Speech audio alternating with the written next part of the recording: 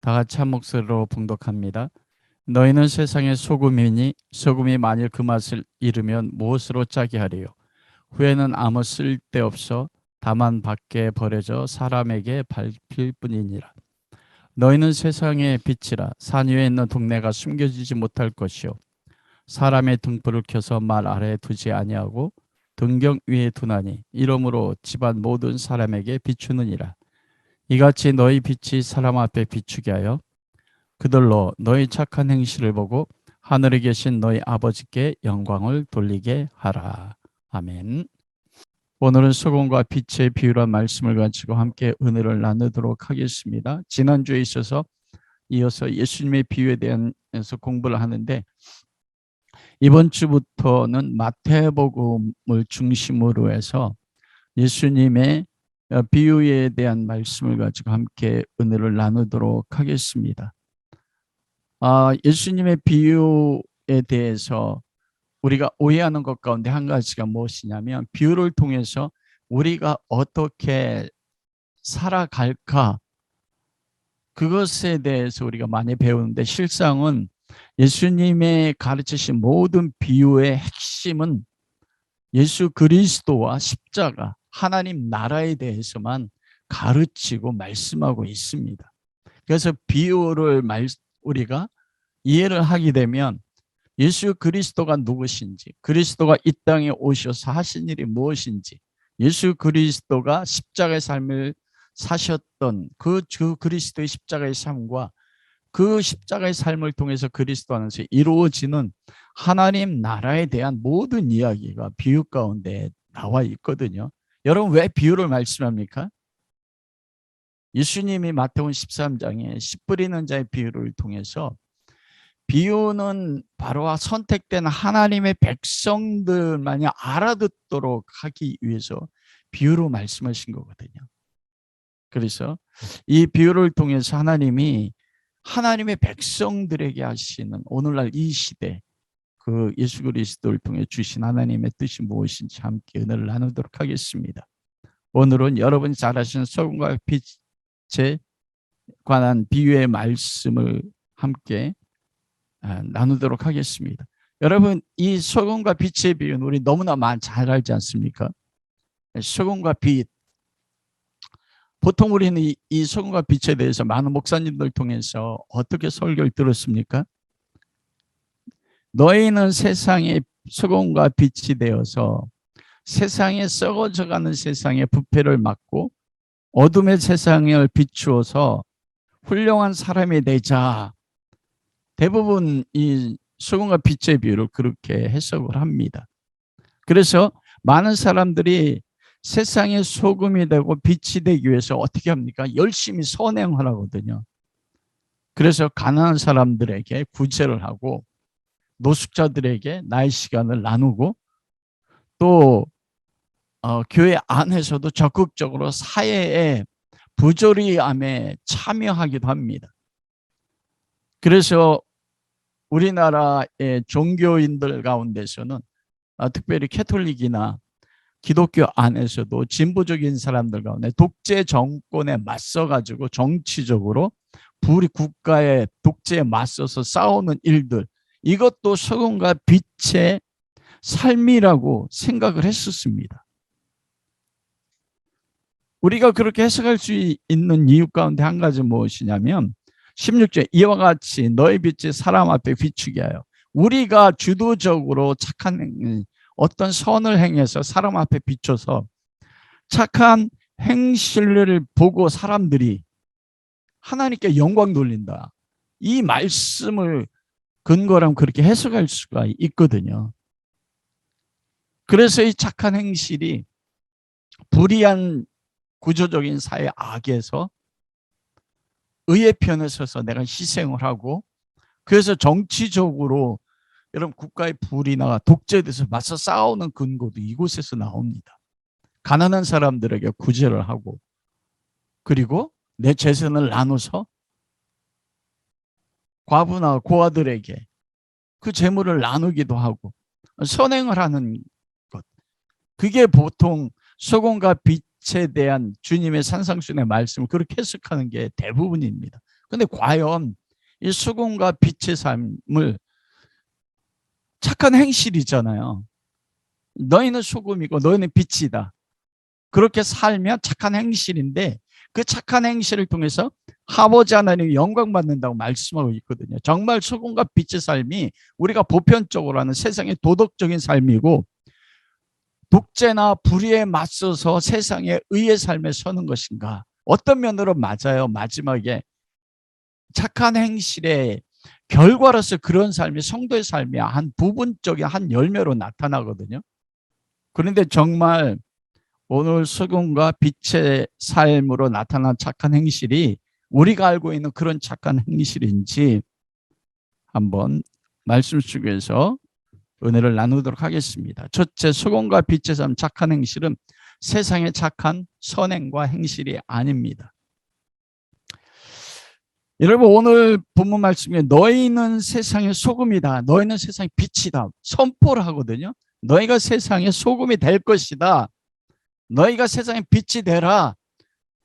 우리가 어떤 행위를 통해서 너희는 세상의 소금이 되고 세상의 빛이 될 거다 이렇게 말씀하지 않아요.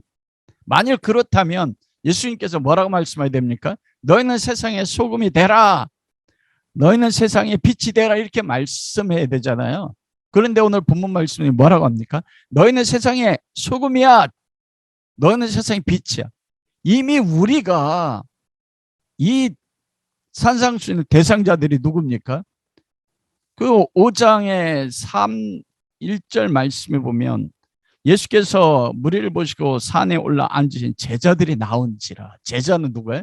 예수 그리스도를 믿고 따르는 제자들이잖아요. 오늘날로 얘기하면 성도입니다.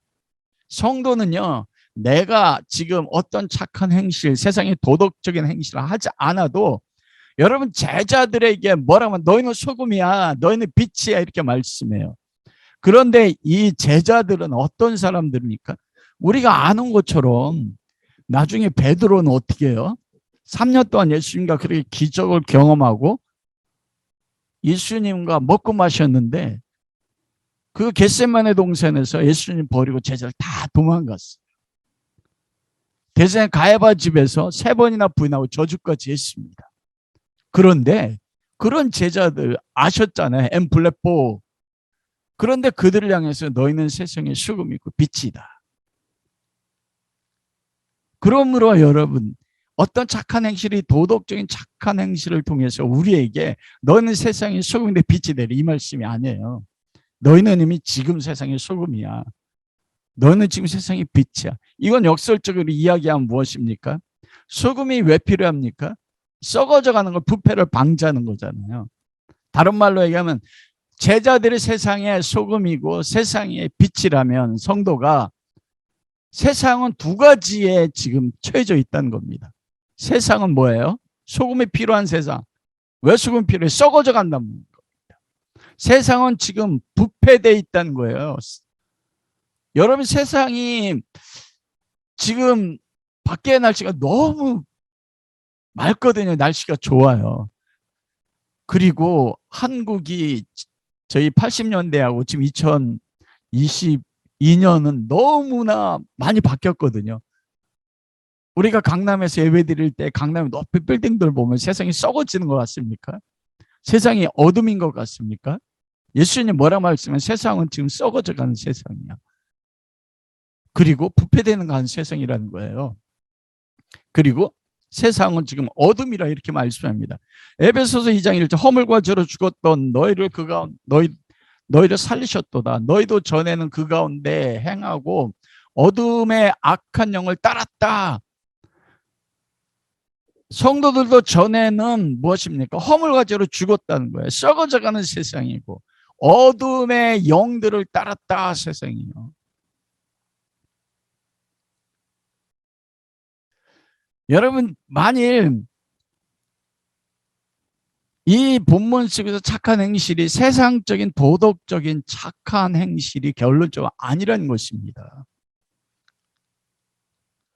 정말 이 세상에서 착한 행실이 도덕적인 착한 행실이라면 우리가 그런 세상의 도덕적인 선행에 따라서 그것이 소금의 삶이고 빛의 삶이라면, 우리가 구제를 하고 선행을 하면, 여러분 그 착한 행실을 통해 세상에 정말 하나님 앞에 우리를 보고 영광을 돌립니까?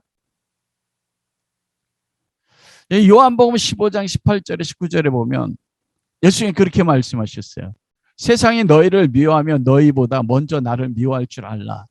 너희가 세상에 속하였으면 세상이 자기 것을 사랑할 터이나 너희는 세상에 속한 자가 아니요 도리어 세상이 나의 택함을 입은 자인 고로, 세상에서 나의 택함을 입은 자인 고로 세상이 너를 미워한다. 뭐라고 이야기합니까? 우리가 그리스도 안에게 속해 있어서 세상에 속하지 않아 예수 그리스도 같은 삶을 살면 세상이 오히려 예수님을 미워한 것처럼 우리를 미워한대요. 요한복음 16장 33절, 세상에서 너희가 환난을 당한 담대하라. 내가 세상을 이겼다. 뭐라고 말씀해요? 우리가 그리스도 안에서 소금과 빛의 삶을 살면 세상에서 오히려 환난을 당한다고 말씀하잖아요. 우리가 그리스도처럼요, 예수님도 이 땅에 오셔서 못합니까? 고난과 환난과 미워함을 받았거든요. 여러분, 그런데 제가 얼마 전에 NCMN의 그 홈페이지에 들어갔는데, 그 목사님 교회가 구제를 많이 해가지고 시에서부터 표창을 받았더라고요. 여러분, 그 한국 교회 가운데서 구제를 굉장히 많이 하는 교회들 많습니다. 제가 예전에 93년도, 92년도 평촌교회에 있었을 때 바자회를 했거든요. 전주 안디교회가 바자회 그렇게 유명했어요. 그래서 제가 담임 목사님이 말씀하셔서 한 40명을 차에 한 대 대절해가지고 2번이나 전주 안디교회 가서 바자회하는 걸 배웠어요. 그리고 바자회를 시작했습니다. 지금도 평촌교회 바자회 유명하거든요. 94년도에 이익이 2억이 났습니다. 그 2억을요, 20kg 쌀을 바꿔가지고 1년에 2번, 첫 해는 한 번 했는데 봄가을에 2번 해서 그걸 다 나눠줬어요. 여러분, 그러자 어떻게 된지 아는요? 교회가 인식이 바뀌었어요. 사람들로부터 칭찬을 받더라고요.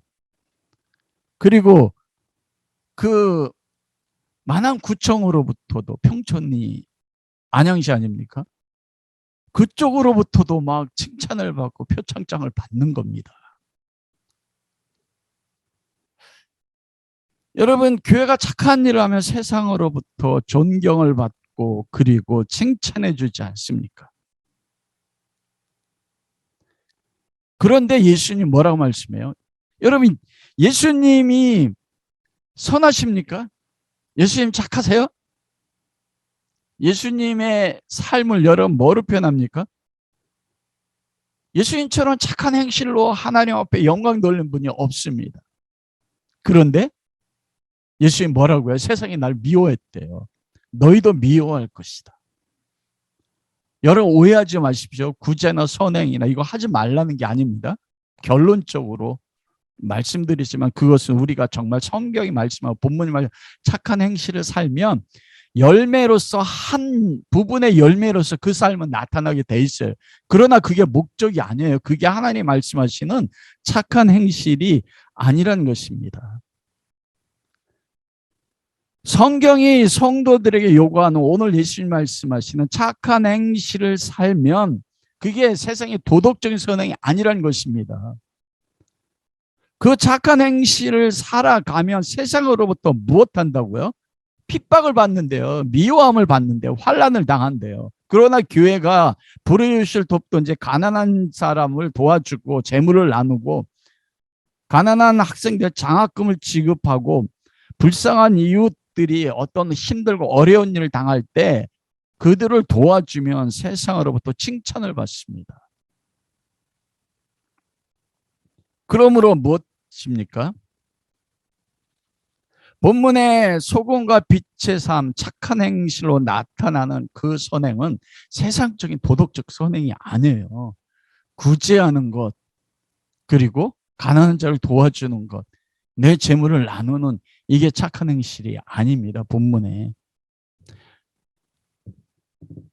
두 번째, 본문의 착한 행실은 예수 그리스도의 삶이고 예수 그리스도를 믿고 순종하는 삶이 착한 행실입니다. 본문 16절의 착한 행실의 원어는 칼로스, 아가도스란 두 가지 의미로 쓰이는데 이것은 보통 서로 혼용해서 사용을 많이 합니다. 이 칼로스, 아가도스는 누구에게 사용됐냐면 예수 그리스도 하나님에게만 이 용어가 사용됐거든요. 요한복음 10장 11절 말씀에 보면 나는 선한 목자라. 선한 목자는 양들을 위해서 목숨을 버리거니와. 이 선하다가 번역된 단어가 칼로스입니다. 착한 행실에 착하다, 선하다.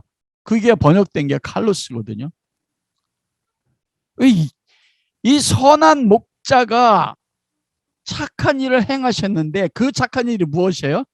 요한복음 10장 11절이요. 선한 목자 양들의 목숨을 버리는 거, 이게 착한 일이에요, 여러분.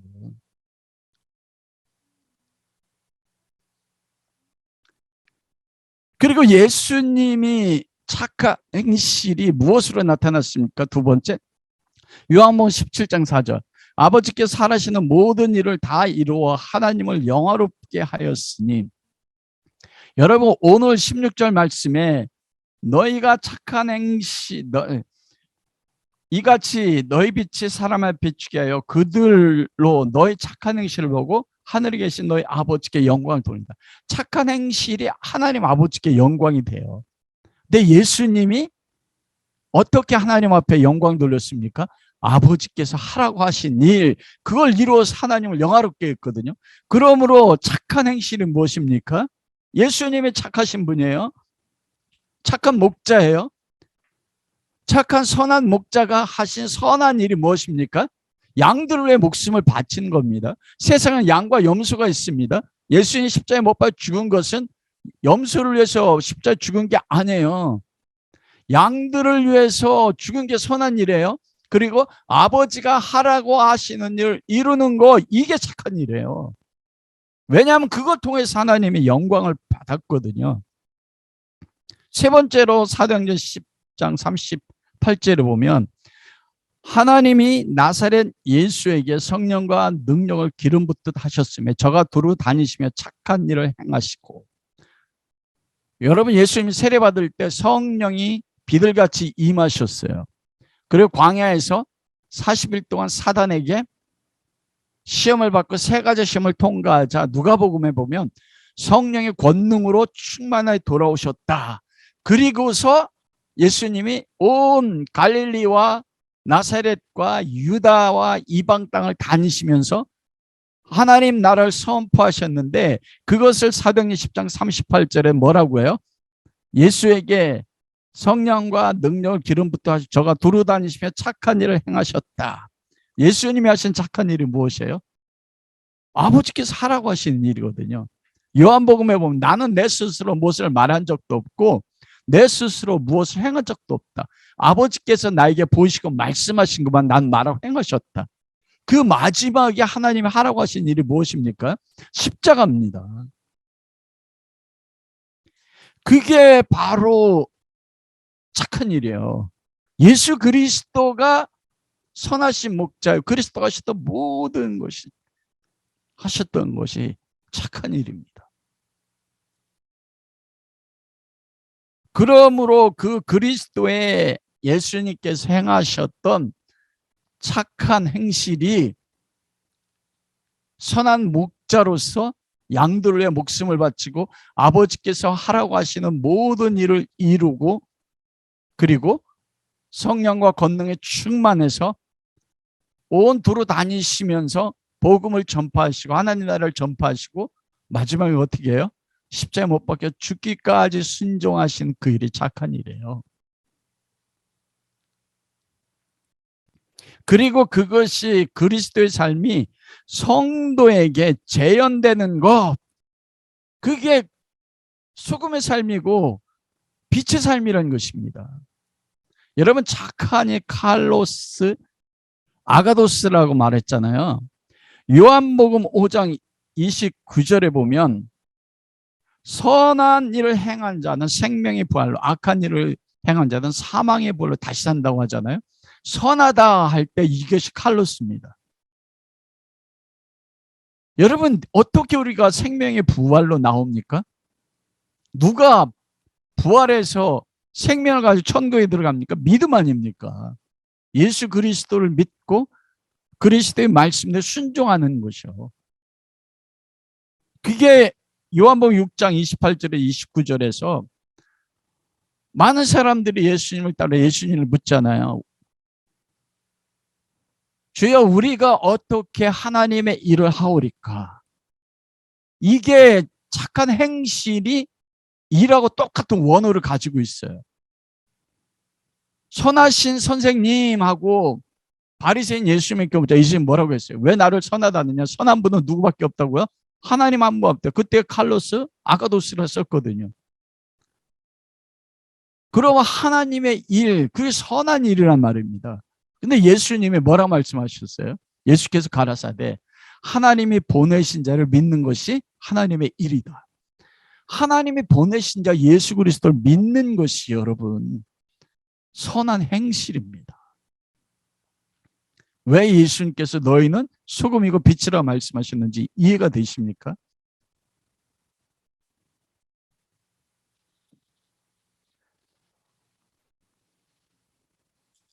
여러분, 그러므로 착한 행실, 십자가의 예수 그리스도 같이 십자가에 죽기까지 순종하는 착한 행실을 통해서 세상 사람들에게 보여지면 그 자체가 영광이 된다는 거예요. 근데 여러분, 이 말씀을 오해하시면 안 돼요. 우리가 그리스도처럼 양들을 위해서 목숨을 바치고 아버지께서 예수께 하라고 하신 모든 일을 다 이루고 그리고 하나님 나라 복음을 전파하고 그런 착한 행실을 하면 사람들이 우리를 통해서 하나님 앞에 영광 돌립니까? 예수님 뭐라 말씀하시면 미워하고 핍박한다고 되어 있거든요. 여러분, 교회가 선행을 하면은 사람들이 교회를 칭찬해요. 그게 하나님 영광 받는 게 아니라니까요. 그렇다고 해서 오해하지 마세요. 선행하거나 구제하지 말라는 게 아닙니다. 하나님의 영광은 무엇입니까? 제가 예전에 하나님의 영광을 세 가지로 나타난다고 했어요. 본태적 영광, 발산적 영광, 그리고 표현적 영광. 본태적, 본래적 영광은 하나님의 신성 거룩함. 모세가 하나님 앞에 하나님의 영광을 보여주십시오 할 때 나의 영광을 보면 죽는다고 했잖아요. 그게 본태적 영광이에요. 하나님만이 가지고 있는 신성, 빛, 거룩함. 그거는 죄인 인간이 보면 죽는단 말입니다. 그런데 모세가 하나님의 영광인 뒷모습을 봤잖아요. 우리가 하나님의 영광을 경험하는데 그건 뭐냐면 하나님이 가지고 있는 신성의 본래적 속성이 인간이 경험할 수 있도록 표현적으로 나타나는 것. 그게 발산적 영광이거든요. 그래서 하나님의 영광을 경험했다. 이사야가 성전에서 예배할 때 하나님의 영광을 경험했잖아요. 그건 본태적 영광이 아닙니다. 하나님의 본태적 영광을 보면 살할 수 있는 자가 없어요. 그건 뭐냐면 하나님의 본태적 속성이 인간이 경험할 수 있도록 발산돼서 나오는 발산적 영광입니다. 그런데도 그 앞에 죽을 것 같거든요. 우리가 계시록에 보면 요한이 밤모섬에 있다가 하나님 은성을 또 뒤돌아봤을 때 그리스도의 영광 형상을 볼 때 죽은 것 같다고 말씀했거든요. 그게 하나님의 신성, 그리스도의 신성이 발산적으로 나타나셨을 때 인간이 경험하는 영광, 그게 두 번째는 영광이에요. 그리고 하나님의 영광 세 번째는 뭐냐면 그 발산적으로 나타난 하나님의 영광 경험한 사람이 그의 삶에서 표현되어지는 영광, 이게 표현적 영광이라고 하거든요.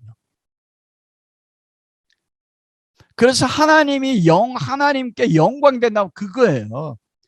예수 그리스도가 살았던 그 아버지께서 말씀하시는 모든 걸 이루는 순종의 삶, 우리가 십자가 지기까지 다른 양들을 위해 내 목숨을 바치는 선한 행실을 살며 그 자체를 통해서 하나님 앞에 영광 된다는 겁니다.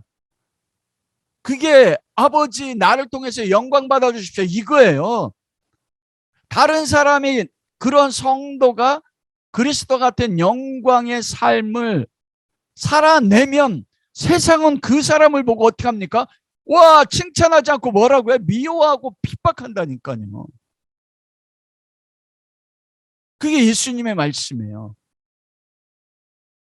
우리가 예수 그리스도처럼 착한 행실로 소금과 빛의 삶을 살아서 나의 삶을 통해서 하나님의 삶이 나타나요. 사람들이 나를 통해서 저들이 믿는 예수 그리스도가 어떤 삶인지 보았어요.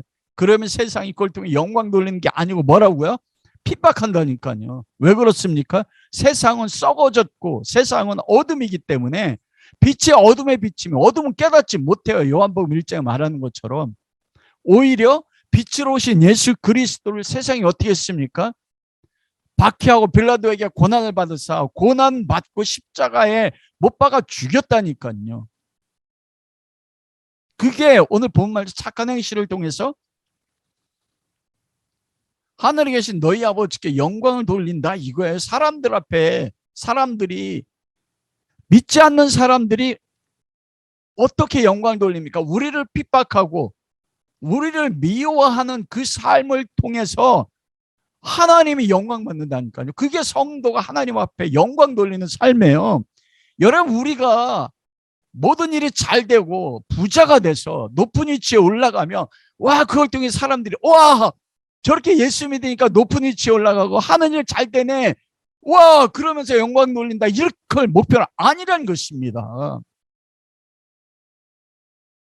예수 그리스도는 아버지께 살아간 모든 일을 다 이루어 하나님을 영화롭게 했잖아요. 모든 일을 다 이루었는데 그 결과가 예수님이 세상에서 어떻게 됐습니까?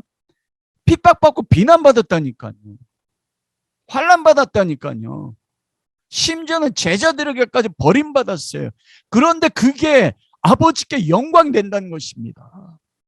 우리가 요즘에 추구하는 예수 잘 믿어서 잘 되고 형통하고 건강하고 부자가 돼서 높은 위치에 올라가서 고지론 올라가서 영광도 아니라는 거예요. 그러나 그런 착한 행실을 통해서 어떤 사람들에겐 부르심을 통해서 사의 8가지 영역 가운데 그 영역 속에 영향을 미치는 건 다른 것입니다. 근데 우리가 높은 고지련에 올라가고 하늘님마다 잘돼 영광 돌리자, 이게 아니라는 거예요. 소금으로 살고 빛으로 삶으로써 사람들이 그 자체를 통해서 영광을 돌리는데, 사람들이 어떻게 합니까? 우리 안에 나타나는 하나님의 영광, 나의 삶을 통해서 그걸 통해 어떻게 해요? 핍박하고 미워함을 통해서 영광 받는 거예요. 완전히 다르지 않습니까? 왜 성도의 삶이 힘들어요? 왜 예수님이 아버지 앞에 영광 돌렸는데 왜 죽는 순간까지 혼자 겟세마네 핏방울 땀방울 되도록 제자들에게 배반당하면서까지 십자가에서 혼자 죽으셨습니까? 그게 소금이었고 그게 빛의 삶이셨어요. 아버지 하나님의 예수님의 삶을 통해서 영광받았던 최고의 클라이막스가 언제라고 말씀드렸습니까? 십자가 아닙니까? 십자가 다 이루었다. 아버지의 모든 것을 다 이루셨거든요. 그때 아버지께 영광 받았어요. 그 십자가가 고지에 높은 것입니까? 사람들에게 칭찬받는 자리입니까? 아니에요. 사람들이 멸시하고 조롱하는 자리였어요. 그 예수 그리스도의 삶, 그게 착한 행실이에요.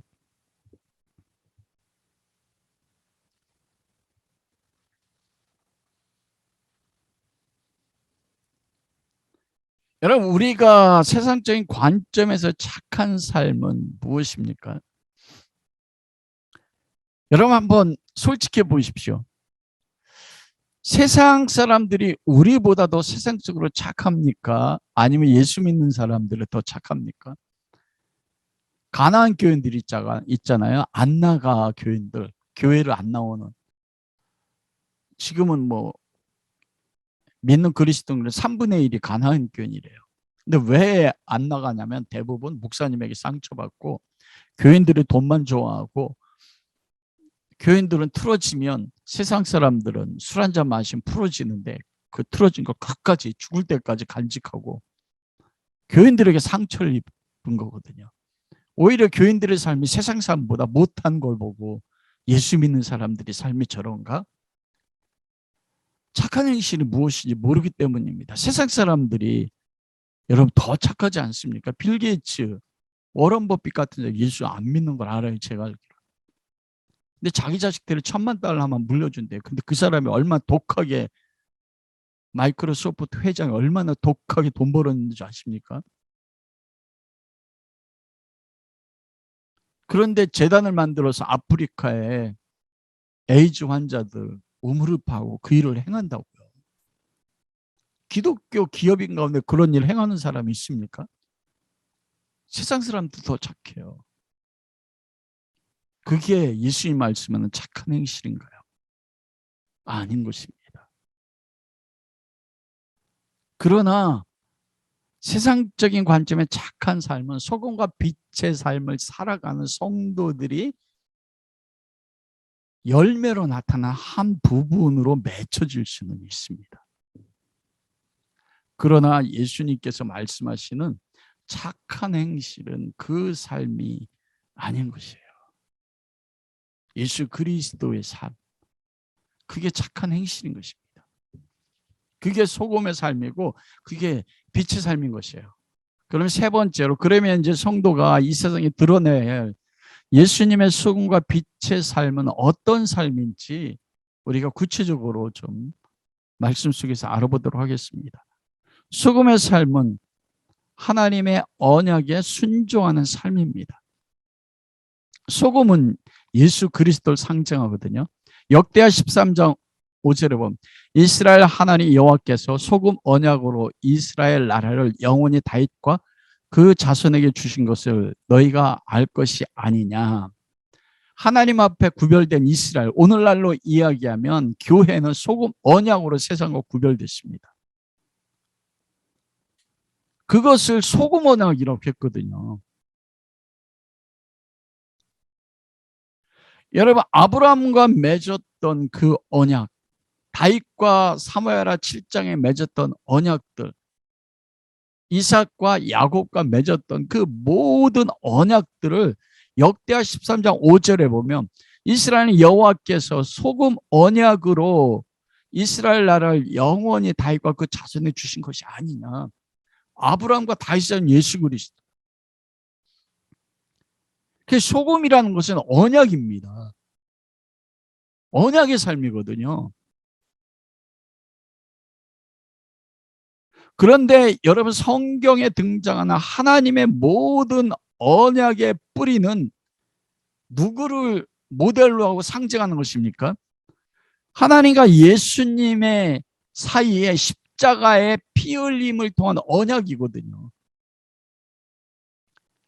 아브라함이 복의 근원이 될 수 있었던 거, 아브라함에 있는 자는 아브라함의 언약에 따라 아브라함의 복을 누리는 모든 것들은 무엇을 통해서 맺어져요? 아브라함과 맺은 언약이 창세기 15장에 나오지 않습니까?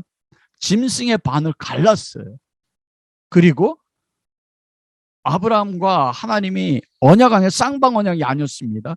짐승의 반쪽이 쪼개서 피를 흐르는 그곳의 저녁에 그 용광로 같은 횃불이 그 언약에 쫓긴 짐승새에 왕복했거든요. 아브라함은 아무것도 아니, 일방 언약의 쌍방 언약, 은혜 언약의 무엇을, 짐승이 갈라진 피를 통해서요. 그것은 예수 그리스도의 십자가에서 몸이 갈라지고 살이 찢겨져서 흘리는 피의 언약에 대한 모델이거든요. 그래서 모든 소금 언약의 그 가장 언약의 뿌리는 무엇입니까? 예수님의 피의 언약. 히브리서 9장 13절에서 염소와 황소의 피와 및 암송아지 죄로 부정한 자에게 뿌려 그 육체를 정결하게 하여 거룩하게 하거든 하물며 영원하신 성령으로 말미암아 흠없는 자기를 하나님께 드린 그리스도의 피가 어찌 너희를 양심으로 죽은 행실에서 깨끗하게 하고 살아계신 하나님을 섬기지 못하게 하겠느냐. 이러므로 첫 언약도 18절 피 없이는 세운 것이 아니니 이르되 이는 하나님이 너에게 명하신 언약의 피라. 유월절 어린 양의 피요 예수 그리스도, 유월절 어린 양 대신 예수 그리스도. 보라 세상죄를 지고 하나님의 어린 양이로다. 어린 양이 가죽이 벗겨지고 목이 잘려 피를 흘리고 그 피가 문서주에 발라짐을 통해서 구원을 얻었거든요. 피 흘림 없이는 그래서 삶이 없습니다. 성경에 나오는 모든 언약이 아담의 언약, 아브라함, 노아, 모세, 이 다윗의 모든 언약의 원형은 무엇입니까? 피의 언약이에요. 아담의 언약이 어떻게 됐어요? 가죽옷을 입혔잖아요. 짐승을 죽여서 피를 흘려서 가죽옷을 입혀서 아담과 하와를 의롭다 하신 거예요. 십자가에서 예수 그리스도가 죽은, 피를 흘리고 죽은, 그게 바로 소금 언약입니다. 그 피에 흘린, 피로 기반한 하나님의 언약이 소금 언약이에요. 여러분, 그래서 소금의 삶이 무엇입니까? 도덕적 선행이 아니라니까요. 예수님이 소금의 언약이 되셔서 자기 자신을 십자가에 죽으심으로써 다른 사람들을 의롭게 하는 것. 여러분, 소금이 세상을, 썩어져간 세상을 썩지 않게 하려고 하면 어때요? 소금이 녹아져야 돼요. 자기가 죽어야 돼요. 내가 죽어져서 썩어진 세상을, 부패를 막아요. 내가 십자가에 피 흘려서 예수님 죽어서 죽어진 아담과 하와를 의롭게 하는 거예요. 아브라함을 의롭게 하는 거예요. 그러므로 소금 언약은 무엇입니까? 너희는 세상의 소금이다. 예수님이 소금 언약의 주체자잖아요. 예수님 십자가에 죽어서 그걸 통해서 다른 사람을 살리는 것. 소금이란 죽어야 할 자를 대신해서 제물에 뿌려진 예수님의 피이며, 그 예수 그리스도의 피는 누굽니까? 예수 그리스도의 생명, 예수 그리스도 자체란 말입니다. 그러므로 소금의 삶은 뭐예요? 피의 삶이에요. 내가 피 흘리는 거예요. 내가 죽는 거예요. 그래서 소금이 자기를 녹임으로써 썩어지는 것을, 부패를 방지하고 살리는 것처럼 내가 죽어서, 소금으로 죽어서 다른 사람을 살리는 것. 여러분, 왜 성도의 삶이 그렇게 고난이 많고 힘이 듭니까? 소금이 자기를 녹이려면 힘들어요. 괴롭습니다, 여러분.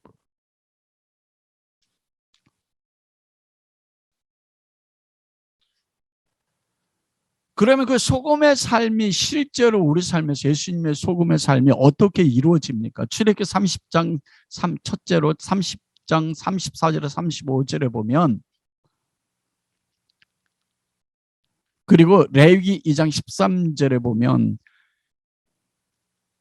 여호와께서 향품을 만들 때 향 만든 법대로 그것에 소금을 쳐서, 향을 만들 때도 소금을 쳐요. 거룩하게 구별하잖아요. 레위기장 13절 내 모든 소재물에 소금을 치라. 내 하나님의 언약의 소금을 내 소재에 빠지지 못할지니 내 모든 예물에 소금을 쳐라.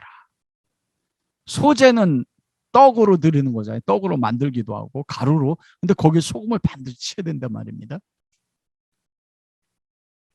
하나님이 이스라엘 명령한 두 번째 제사가 소재란 말이에요. 특히 유월절 다음 날, 그게 초실절이잖아요. 초실절날 소금 친 소재만 드렸어요.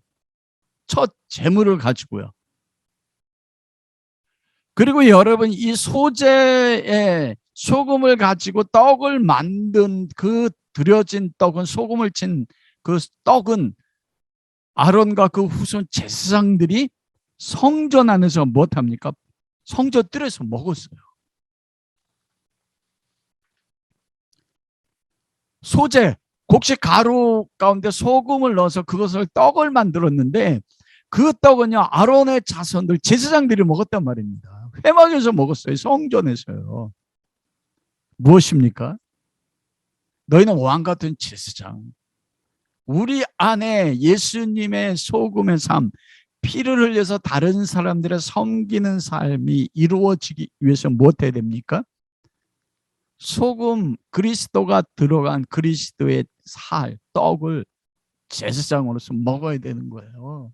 매일매일요. 신약 성경에 보십시오. 요한복음 6장 32절에서 35절. 예수께서 이르시되 내가 진실로 진실로 너희로 하늘에서 내린 떡은 모세가 준 것이 아니라 오직 내 아버지가 하늘에서 내린 참떡이니 하나님의 떡은 하늘에서 내려 세상에 생명을 주는 것이니라. 저희가 가려 주여 이 떡을 항상 우리에게 주여. 예수께 가라 내가 곧 생명의 떡이니 내게 오는 자는 결코 줄이지 아니할 터요 나를 믿는 자는 영원히 목마르지니 아니하리. 예수님이 소금친 피의 언약에 따라 소금친 생명의 떡이거든요. 두 번째 무엇이에요? 신약에서 말하는 것처럼 소금이신 소재이신 생명의 떡이신 예수 그리스도를 매일매일 먹어야만이 무엇합니까? 내가 소금이 되는 거예요. 너희는 세상의 소금. 여러분 제자들이 세상에 소금 된 게 뭐? 제자는 어떤 사람이에요? 주는 그리스도시여 살아계신 하나님의 아들입니다 고백하고 믿는 사람들. 그게 소금이란 말이에요. 근데 세 번째로 놀란 건 뭐냐면 하나님이 예수 그리스도 안에서 소금으로 우리를 빛을 만들어 나가신다는 것이거든요. 13절 말씀에 보면 소금은 좋은 것이로되 만일 소금이 그 맛을 잃으면 무엇으로 짜게 하려 바뀌어버려 밟힌다. 여러분 그리스도 예수 안에서 예수 그리스도를 하나님의 아들로 믿은 사람들은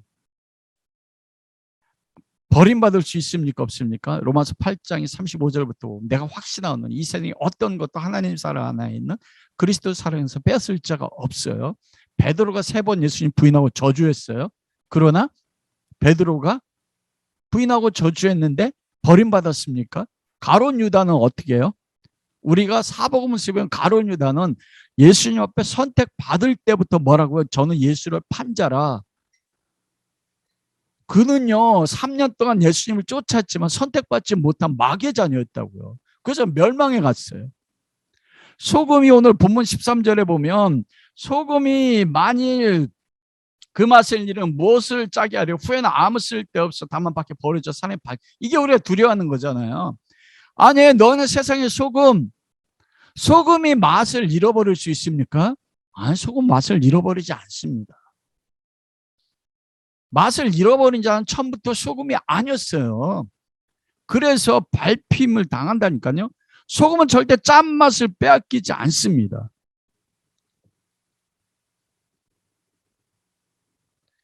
은혜에 의해서 여러분 에베소서에도 창세전에 그리스도 안에서 너희를 선택하사 로마서 8장에도 그러잖아요. 창세전에 나를 선택하시고 나를 믿음에 따라 의롭다 하시고 예레미야가 모태로부터 나를 창세전에 나를 선택하시는 다윗도 그러지 않습니까? 우리가 하나님 앞에 선택받은 건 창세전에 인간의 일을 뛰어넘은 하나님을 선택하셨거든요. 그리고 못합니까? 고린도서 1장에도요. 그리스도 예수 안에 흠없는 자로 너희를 세우실 하나님 믿으시다.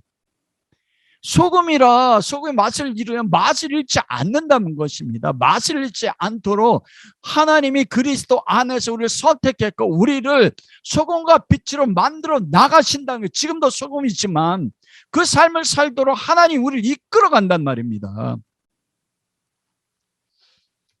결코 그건 끊어지지 않는다는 뜻이에요. 역설적으로요. 그래서 소금은 어떻게 살아요? 나는 아무것도 내 스스로 살 수 없습니다. 하나님의 은혜가 아니면 살아갈 수 없습니다. 오직 그리스도만을 먹고 그리스도만을 붙잡고 하나님만을 붙잡는 삶을 사는 것이에요. 나는 매일매일 범죄할 때마다 넘어지고 내 안에 더러운 것이 드러나는데, 내 안에서 착한 일을 행하시는 그리스도가 나를 점점 뭐예요? 소금의 삶으로, 빛의 삶으로 만들어 나가요. 그런데 여러분, 우리를 소금의 삶으로 만들어 나가는데 어떻게 만들어 나가요? 소금은 자기 몸을 녹이는, 괴롭잖아요. 그래서 성도의 삶은 고통이 있고 괴롭습니다. 하나님이 끊임없이 우리를 녹이시거든요. 끊임없이 여러분, 우리 안에서 죄악된 걸 드러나게 하세요. 세상을 사랑하지 못하게 하신단 말입니다. 끊임없이 피 흘리는 삶을 살도록 만들어 나가세요. 세상의 모든 소망들을 끊어주고 사람의 칭찬에 끊어지고 오직 예수 그리스도의 떡, 예수 그리스도의 피만 마시고 그리스도만을 붙잡는 소금의 삶 살도록요. 그래서 예수 그리스도를 믿고 소금의 삶을 사는 사람은 괴롭고 힘들어요. 죽고 싶을 때가 많은 것입니다. 여러분 한번 적용해 보십시오. 여러분 지금 어떤 고난을 겪고 있습니까? 죽고 싶은 고난. 내 삶에 왜 이렇게 고통이 많아? 그것이 하나님이 나를 소금으로 녹이시는 하나님의 은혜인 것, 하나님이 나를 소금으로 변화시키는 하나님의 복의 은혜인 것을 믿으십니까? 두 번째는 예수 그리스도가 빛이십니다. 요한복음 1장에 태초에 말씀 계시니라, 이 말씀이 하나님과 함께 계셨으니 그는 하나님이시로다. 만물이 그로 말미암아 창조되었으니 그로 말미암지 않고는 창조되지 않은 것이 하나도 없다. 그 안에 생명이 있으니 이 생명이 사람들의 빛이라. 빛이 어둠에 비침에 어둠이 깨닫지 못하더니 예수 그리스도가 무엇입니까? 빛이세요. 그런데 여러분, 예수님이 빛으로 오셔서 빛의 삶을 사셨는데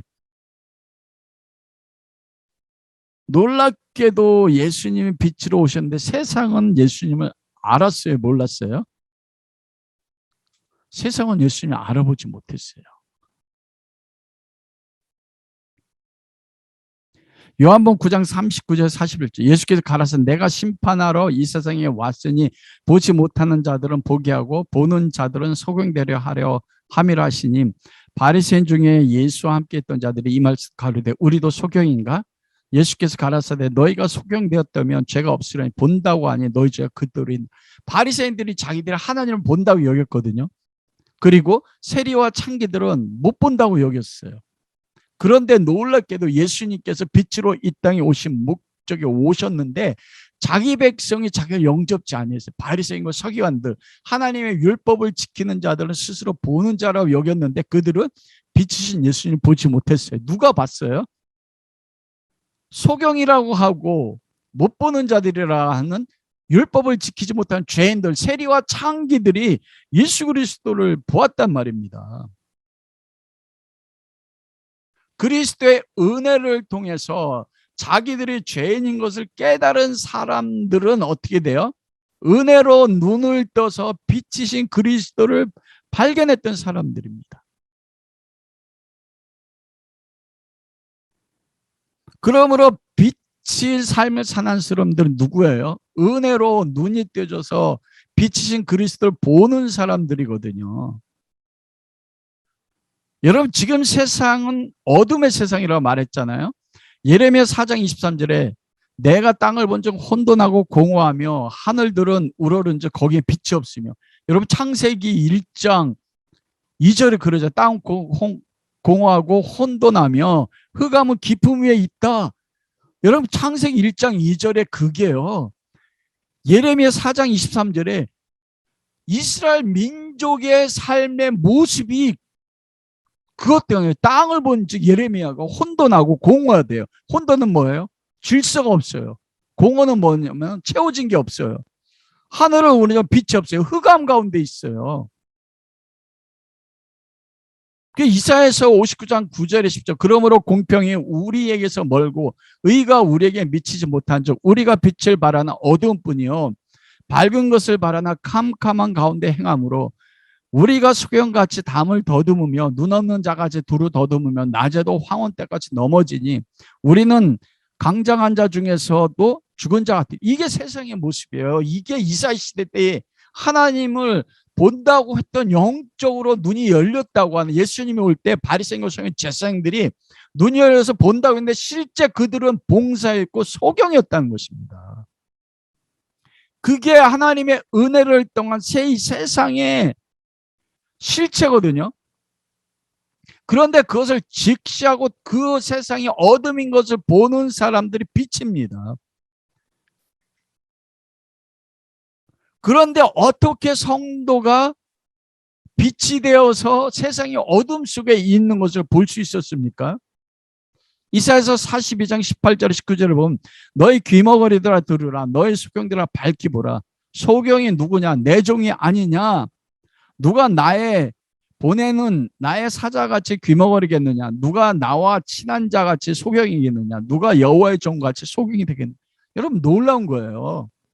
우리가 빛의 삶을 살 수 있게 된 것은 예수 그리스도가 빛이신데, 그 빛이신 예수님이 이 땅에 오셨는데 세상이 그 빛을 알아보지 못했어요. 왜냐하면 세상 자체가 죄악에 인해서 어둠 가운데 보지 못했거든요. 그런데 소수의 사람들이 그 빛이신 예수님을 보았어요. 어떻게, 무엇을 통해서요? 이사야서 42장 18절 19절에 보면 이게 빛의 삶입니다. 빛이신 예수님이 이 땅에 오셔서 어떻게 삶을 사셨어요? 인간의 죄를 담당하셔서 하나님의 종이 소경이 됐어요. 여러분, 소경이 누구냐? 내 종이 아니냐? 나의 종 그리스도가 소경이 아니냐? 누가 나의 보내는 나의 사자같이 귀머거리겠느냐? 누가 나의 친한 자같이 소경이겠느냐? 누가 여호와의 종같이 소경이겠느냐? 누가 소경입니까? 하나님의 예수가 소경되었습니다. 누구 때문에요?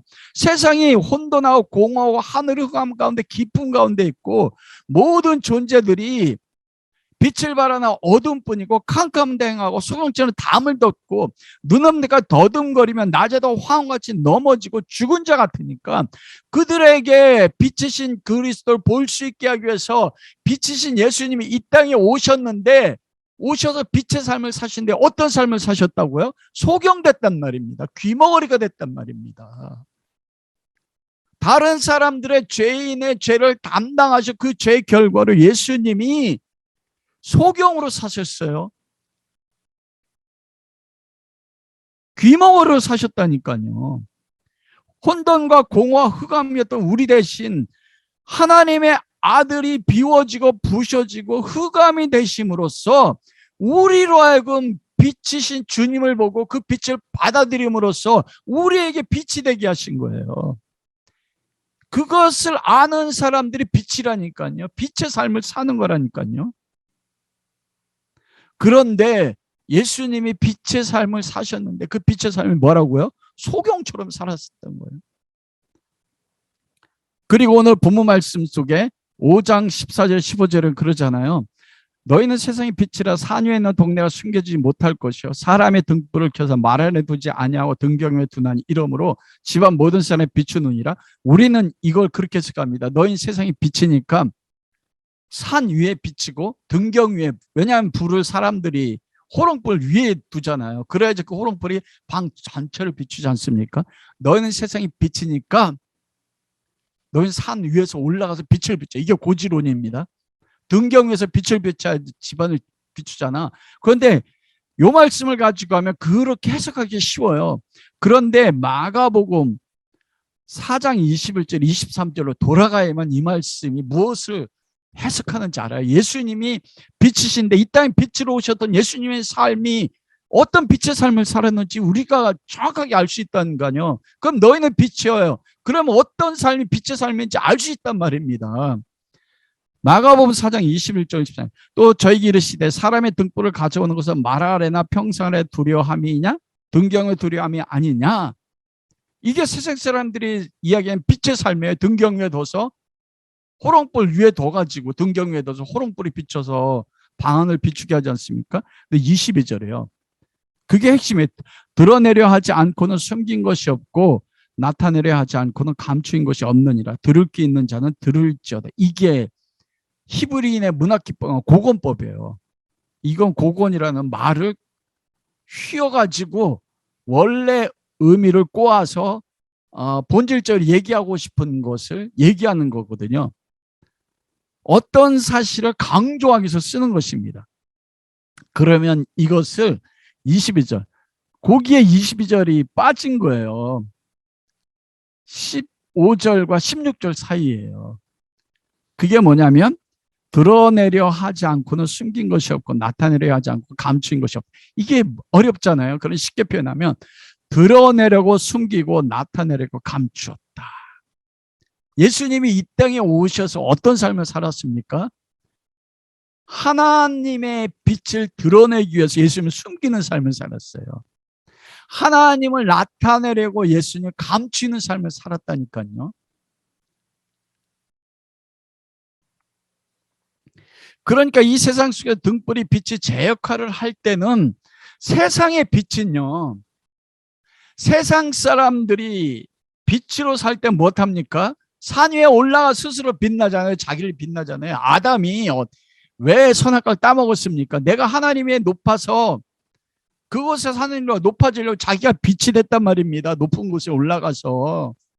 그런데 예수 그리스도는 빛이신데 이분이 하나님을 드러내고 빛을 드러내기 위해서 어떻게 오셨다고요? 드러내려고 숨기고 하나님을 나타내고 감춰졌다. 숨겨지고 감춰짐으로 이 땅에 빛으로 오셨다니까요.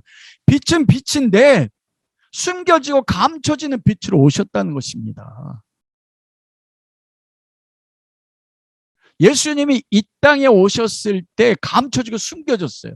여러분, 예수님이 감춰지고 숨겨진 첫째 모습이 무엇입니까? 목수 아들로 오셨잖아요. 하나님의 아들로 왕으로 와야죠.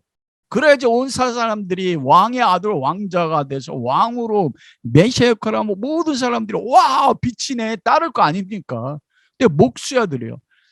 제사장과 서기관과 바리새인들이 예수님 앞에 뭐라고 해요? 저는 본디 배우지 못한 자이거늘 감춰졌어요. 숨겨졌단 말입니다. 은일대에서 사람들이 예수님이 기적을 베푸고 이적을 베푸고 말씀을 석양과 달에 권위 있게 전했는데 사람들이 어떻게 했어요? 저가 메시아가 맞아? 정말 메시아야? 감춰졌단 말입니다. 감춰지고 숨겨진 가운데 어떻게 됐어요? 하나님을 드러내시고 하나님을 나타내. 누구들에게요? 선택된 빛의 자녀들에게요. 그들에게는 빛으로 나타나셔서 그들의 눈을 열어서 그들은 빛이신 그리스도를 보았어요. 그러나 서기관, 제사장, 바리새인들에게는 감춰져 일반 사람이 감춰져서 보지 못했거든요. 비유로 말하면 저희가 비유를 듣고 깨달아서 구원받을까 염려합니다. 그래서 감춰지고 숨겨진 삶으로 오셔서 예수님이 무엇했습니까? 사람들에게 비난받고 멸시받고 심지어 자기 형제들에게도 인정받지 못했습니다. 여러분, 그게 빛의 삶이라니까요. 사람들 앞에 인정받는 삶이 아니에요. 너희는 세상이 빛이니. 빛의 삶은 뭐냐? 감춰지고 숨겨지면서 그 감춰지고 숨겨진 사람들이 자기 몸을 태워서 선택받은 양들에게 뭐예요? 빛을 비춰서 그들의 눈을 열어주어서 비치신 그리스도를 알게 하는 삶이요. 그러므로 세상에서 어떻게 합니까? 인정받지 못한다니까요.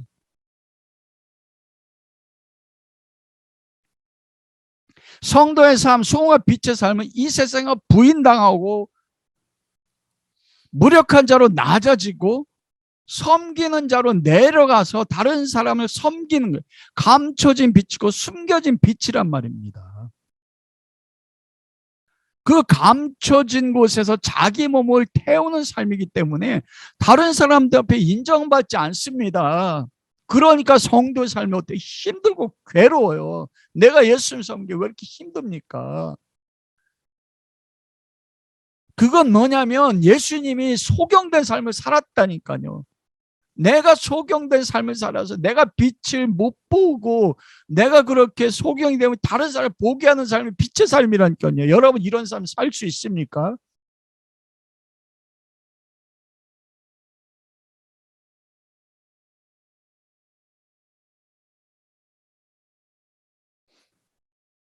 우리 모든 사람들을 고지 올라가기 원하지 않습니다.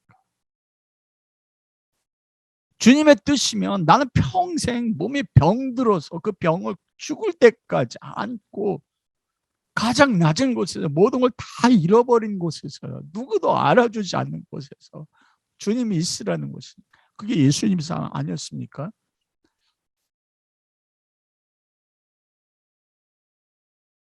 여러분 그게 빛의 삶이에요.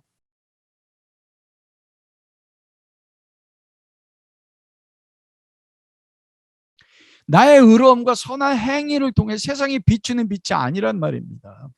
내가 높은 곳에 올라가서 어떤 대단한 선행을 통해서 세상을 놀래키는 삶이 아니라 나의 약함이 드러나고 예수 그리스도 안에서 매일매일 그 그리스도의 살을 먹음으로써 나는 부인되어지고 매일매일 내 죄는 드러나서 오라 나는 권고한 자라.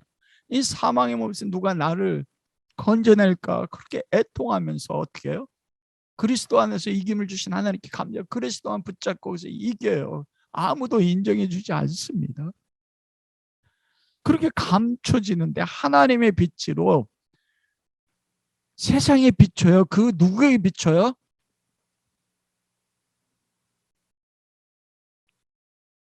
선택받은 자들에게. 아니면 세상이 그렇게 비추는데 그 결과로 오는 건 무엇입니까? 세상으로부터의 버림이라니까요. 세상으로부터의 미워함을 받는다니까요. 그게 빛의 삶이에요. 그게 소금입니다. 여러분 한번 적용해 보십시오.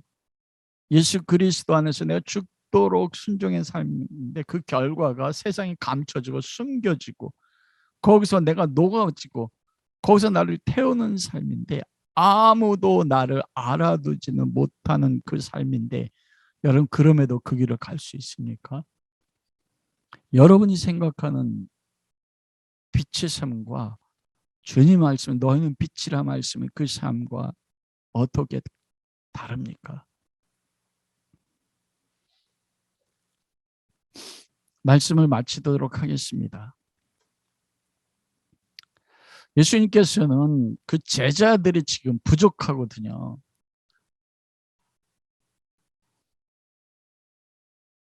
예수님을 세 번 부인하고 저주할 거 아셨어요. 그런데 그들을 향해 너희는 세상의 소금이고 빛이다. 내가 너희를 그렇게 만들어 가신다. 어떻게 만들어 가세요? 세상의 소금이 되고 우리가 빛이 될 수 있는 건 무엇입니까? 예수님이 소금이 되셔서 피를 흘리셨고 예수님 빛이신데 이 땅에 오셔 우리 죄 때문에 소경이 되고 감추어지고 숨겨져서 보이지 않는 곳에서 십자가에서 자기 자신을 불태움으로써 보지 못하는 사람들의 눈을 열려줌으로써 우리에게 소금이라 말씀하시고 빛이라고 말씀하신 것입니다. 그것이 예수 그리스도의 삶이셨습니다. 우리도 동일하게 세상에 소금이고 빛인데 무엇을 통해서 그것을 이루어 나갈 수 있습니까? 갈라디아서 2장 20절에 보면 사도 바울이 그렇게 말했거든요. 여러분 사도 바울이 소금이고 빛이라고 말씀할 수 있습니까? 말씀할 수 있잖아요. 그가 고린도후서에서 그가 겪었던 그 핍박과 고난 40의 함한 가문매를 다 맞고 그리고 두 번 태정에 맞고 두 번이나 파선당해서 죽을 살아나고 돌에 맞아서 죽다가 살아나고 헐벗고 굶주리고 그런데 그가 소금으로 빛으로 살았던 건 무엇입니까? 갈라디아서 2장 20절이요. 내가 그리스도와 함께 십자가에 못 박혔나니 그런 적이 이제는 내가 사는 것이 아니요 오직 내 안에 그리스도께서 사시는 것이라. 이제 내가 육체 가운데서 하는 것은 나를 사랑하사 나를 위하여 자기 자신을 버리신 하나님의 아들을 믿는 믿음 안에 사는 것이라. 매 순간마다 그리스도와 함께 십자가에 못 박혀 죽는 것입니다. 매 순간마다 이게 내가 십자가에 못 박혀 죽기 위해서 뭐가 드러나야 돼요? 내 부패와 내 더러움과 내 죄악이 드러날 때마다 난 그 죄를 가지고 십자가로 가서 그리스도와 함께 십자가에 죽어서 죄에 대해서 세상에 대해 죽고 하나님 앞에 사는 거거든요. 그래서 갈라디 2장 19절 그렇게 말합니다. 내가 율법으로 말하여 율법에 대해 죽었나니 이는 하나님에 대해 살려합니다. 매 순간. 그게 소금이고 빛의 삶이에요.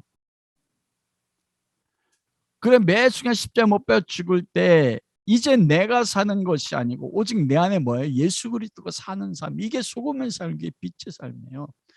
예수 그리스도가 내 안에 살면 내 삶은 어떻습니까? 감춰진다니까요. 숨겨진다니까요. 감춰지고 숨겨지는 것 속에서 나를 태운다니까요. 내가 감춰져 숨겨진 속에서 소금 언약처럼 피를 흘리고 내가 흘린 그 피 때문에 다른 양들은 살아난다니까요.